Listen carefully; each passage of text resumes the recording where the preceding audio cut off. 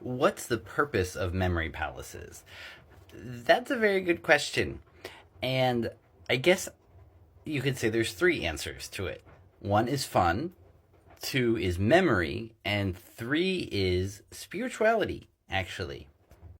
On the fun side, it's been really enjoyable to be flying through my old New York apartment and have 10 statues in there that I'm fiddling with as I make them better and put things in each of their hands and put things in front of them. So there's a couple of objects with each of them to help with the memory side of thing. But just building up and kind of figuring out who goes where and what kind of pieces they should have. It keeps falling into place like every day or two. I'm like, oh, this is the character that should be here to represent the masculine side of Earth, for instance.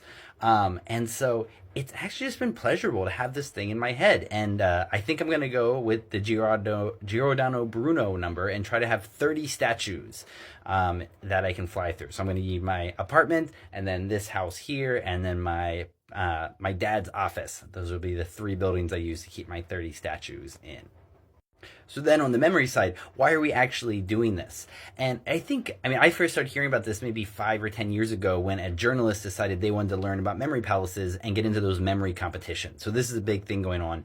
People do memory competitions where you hear a bunch of names or nouns, or maybe you pick up a pack of cards and you have 2 minutes to memorize all the cards in order.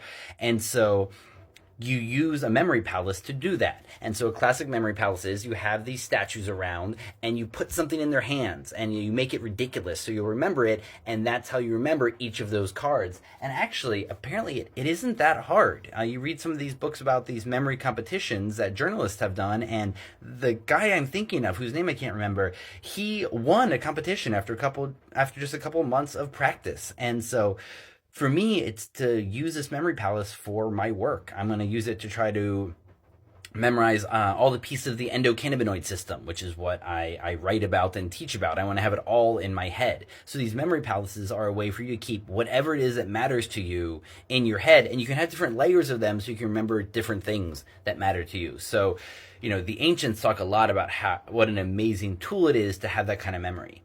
Then the spiritual part for me comes from Hermeticism, because in that you take these statues and they are the deities. These are things that matter the most to you in the world, and you build really beautiful statues of them. And then the idea is that that divine energy comes through these statues, whether it be physical or a memory palace in your head.